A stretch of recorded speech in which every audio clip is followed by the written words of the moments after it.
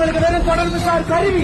ஆனா நமக்கு மொழிதான் முகம், முகவரி, உரிமை, பெருமை, கலாச்சாரம், பண்பாடுன்றத மறந்துடாதீங்க. யாதோ கன்றும் வேண்டாத வேண்டாத சட்டம்